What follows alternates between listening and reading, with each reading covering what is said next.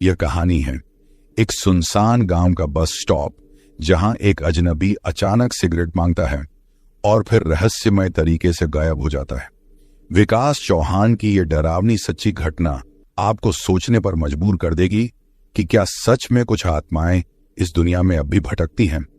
तो दोस्तों, कहानी शुरू करने से पहले मुझे आपसे एक छोटी सी रिक्वेस्ट है कि अगर आप लोग मेरे चैनल पर नए हैं तो मेरे चैनल को सब्सक्राइब करें और मेरी वीडियो को लाइक करें। तो चलिए दोस्तों, बिना समय बर्बाद किए कहानी शुरू करते हैं। मेरा नाम विकास चौहान है। मैं बहराइच जिले के पास एक छोटे से गांव भिठौली का रहने वाला हूं। यह घटना आज भी जब याद करता हूं तो रूह कांप जाती है। यह बात करीब 4 साल पहले की है।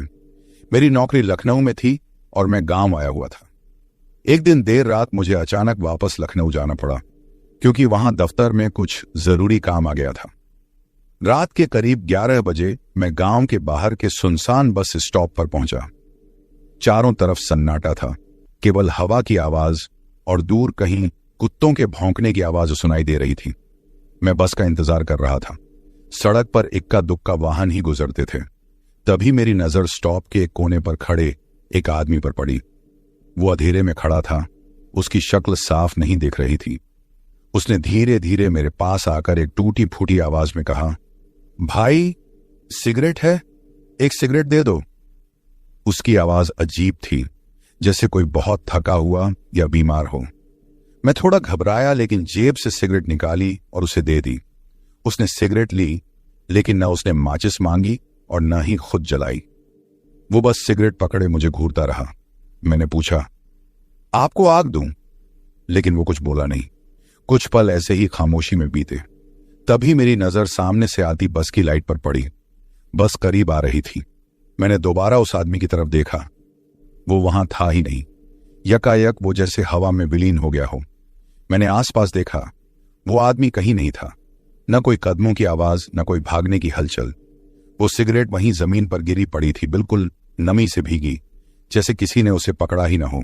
और फिर बस आ चुकी थी। ड्राइवर ने आवाज दी, बैठो भैया, रात ज्यादा हो गई है। मैं घबराया हुआ बस में चढ़ा। बस में बैठते ही मेरा दिल तेज तेज धड़क रहा था। मैं सीट पर बैठा, खिड़की से बाहर झांका। बस स्टॉप पीछे छूट रहा था, पर उस अजनबी का चेहरा मेरे दिमाग से नहीं जा रहा था। अचानक बस के अंदर एक सर्द सी लहर दौड़ गई, जैसे बस के अंदर तापमान अचानक कम हो गया हो। कुछ पल के लिए पूरा बस केबिन एकदम खामोश हो गया, मानो बाहर की दुनिया थम सी गई हो। यह क्या हो रहा है? मैंने खुद से बड़बड़ाया। बस धीरे धीरे आगे बढ़ती रही, गांव की कच्ची सड़क पर गड्ढों से झूलती हुई। बस में मेरे अलावा बस ड्राइवर, कंडक्टर और पीछे एक बूढ़ा मुसाफिर था जो सोया हुआ था। मैंने बस कंडक्टर से कहा, भैया क्या बस स्टॉप पर कुछ अजीब हुआ है कभी? मैंने वहां एक आदमी देखा था। कंडक्टर चौंक गया। अजनबी? सिगरेट मांग रहा था क्या? यह सुनते ही मेरा गला सूख गया। मैंने हैरानी से उसकी ओर देखा। आपको कैसे पता? कंडक्टर कुछ पलों के लिए चुप रहा, फिर धीमे से बोला, भैया उस बस स्टॉप पर अक्सर रात को एक आदमी दिखाई देता है। लोग कहते हैं कि वहां कुछ साल पहले एक एक्सीडेंट हुआ था।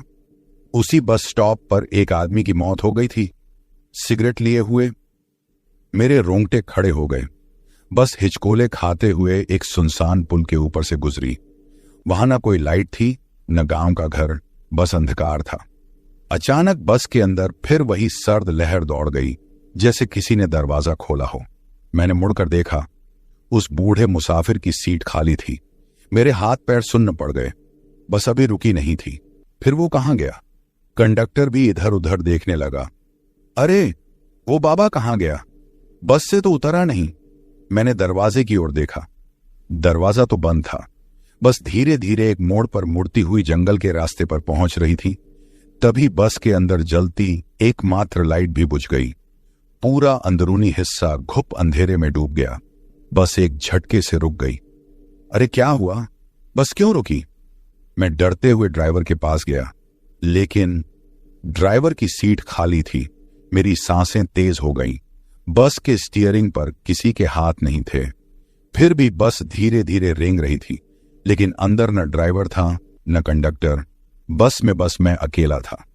मेरा पूरा जिस्म ठंड से कांप रहा था। ये क्या हो रहा है? मैं सपना देख रहा हूं क्या?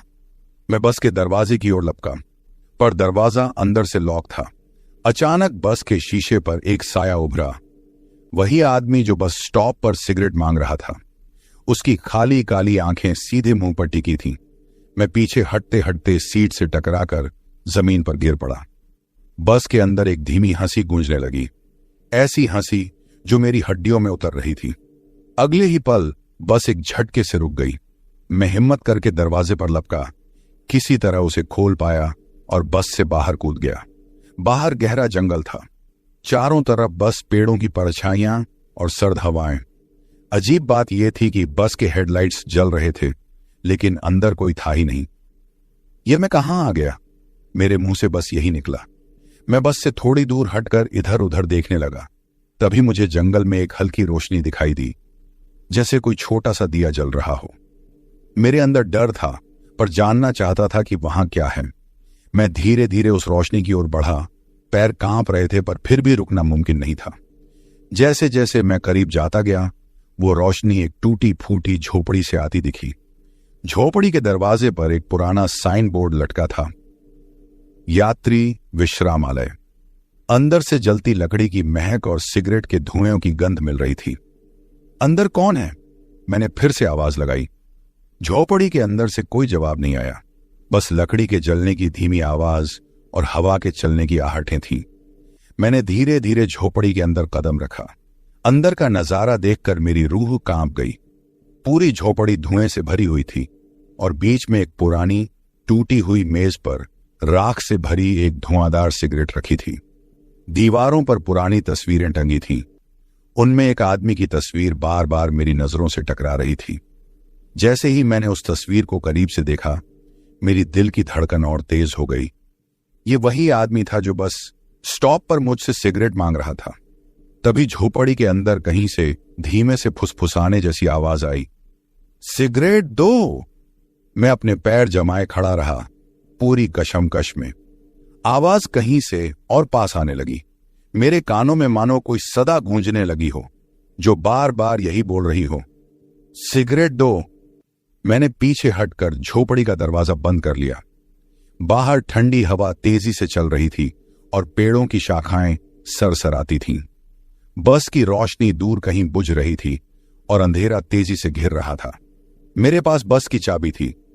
मैंने बिना देर किए भागते हुए बस के पास पहुंचा और चाबी लगाई। बस स्टार्ट हुई, लेकिन बस के अंदर फिर वही ठंडक महसूस हुई। ड्राइविंग करते हुए मेरी नजर बार बार पीछे की सीट पर पड़ती, जहां वो आदमी कभी बैठा था, लेकिन वहां अब कोई नहीं था। मैंने मन ही मन सोचा, क्या वो अजनबी सच में कोई भूत था, या मैं खुद कोई भटकती आत्मा हूं जो अब तक अपनी मंजिल पर नहीं पहुंच पाया। बस के आगे बढ़ते ही अचानक रोड पर कुछ चमकीला दिखा। मैंने ब्रेक लगाया और नीचे उतरकर देखा। एक टूटी हुई माचिस की डिब्बी। उस डिब्बी पर भी वही पुरानी तस्वीर बनी थी जो झोपड़ी में लगी थी। हाथ में वो माचिस की डिब्बी टाइटली पकड़कर चारों तरफ देखने लगा। सड़क के दोनों ओर घने पेड़ खड़े थे, जो जैसे किसी पुरानी कहानी के गवाह थे। ठंडी हवा में पेड़ों की पत्तियां सरसराती थीं और कुछ दूर पर जंगल की आहटें सुनाई दे रही थी। मेरे दिमाग में बस एक सवाल बार बार गूंज रहा था, ये माचिस की डिब्बी क्यों मेरे हाथ में आई और उस अजनबी का सच क्या है? मैंने फैसला किया कि अब बस की दुनिया छोड़कर जंगल की ओर चलूंगा। शायद वहां कुछ सुराग मिले। धीरे धीरे मैं जंगल के अंदर बढ़ता गया। हर कदम पर मेरे पैर जमीन की नमी को महसूस कर रहे थे और चारों तरफ का अंधेरा मुझ में डर पैदा कर रहा था। जंगल के बीचों बीच एक पुराना कुआं था, जिसके ऊपर सूखी लकड़ियां और पत्थर बिखरे थे। मैंने वह माचिस डिब्बी बाहर निकाली और उसमें लिखे अक्षरों को पढ़ने की कोशिश की। यहां से शुरू होता है सच। मेरे दिल की धड़कन तेज हो गई। मैंने आसपास देखा। अचानक कुएं के अंदर से धीमे से कोई हलचल हुई। मेरी आंखें चौंधिया गईं, लेकिन कुएं के गहरे अंधेरे में कुछ दिखाई नहीं दिया। ठीक उसी वक्त पीछे से हवा की तेज आवाज आई, जैसे कोई फुसफुसा रहा हो। मैं घबराकर तुरंत उठ खड़ा हुआ और भागने लगा, लेकिन अचानक मेरी टांगें किसी मजबूत रस्सी में फंस गईं। मैं गिरा और नीचे देखा, जमीन पर एक पुराना नोट रखा था। जो यहां से चला वो वापस नहीं आया। मेरे दिल ने जोर से धड़कना शुरू कर दिया। मेरी आंखों के सामने सब कुछ घूमने लगा। फिर अचानक जंगल में दूर से एक रोशनी चमकी, शायद कोई मशाल या टॉर्च। मैंने हिम्मत जुटाकर आवाज लगाई, कौन है वहां? मेरी मदद करो। रोशनी